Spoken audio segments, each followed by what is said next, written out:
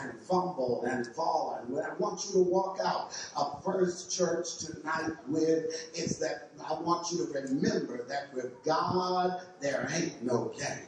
That whatever the dream is that God has deposited in your spirit, it can happen.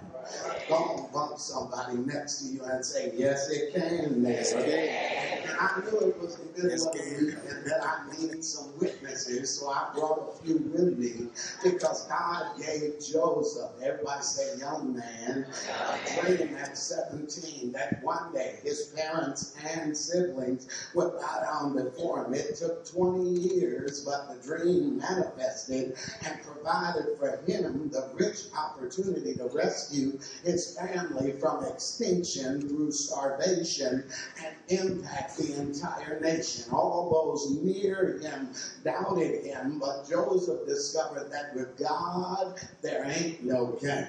God gave Caleb, everybody say, old man, a dream of entering the land of promise and staking claim on his inheritance. He had traveled to Canaan 45 years earlier, and when he planted his big toe on top of Mount Hermon, God told him, all of this is yours. It took 45 years, but Caleb never forgot it. Many said it couldn't be done. Most said it wouldn't be done because there were giants living up on Mount Hebron. But Caleb discovered that when God is ordering your steps, when God is directing your path, when God is guiding your thoughts, there ain't no game.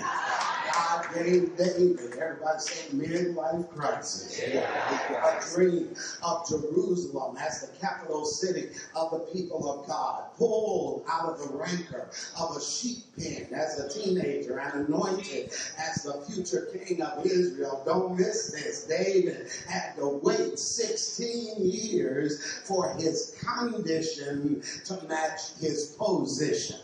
Gambling through an anxious adolescence. He met Goliath in battle and gained the victory, but then had to endure the maniacal envy of Saul and hide in the wilderness for 8 years. Out there, he became leader of a group of guerrilla warriors at Ziklag and was finally anointed king over a single tribe way down south, the tribe of Judah, but then had to wait 7.5 more years in Hebron until the moment arrived for him to capture the capital he craved and see his dream come to pass. I'm trying to argue the case quickly that whatever the dream is that God has deposited in your spirit, it can happen.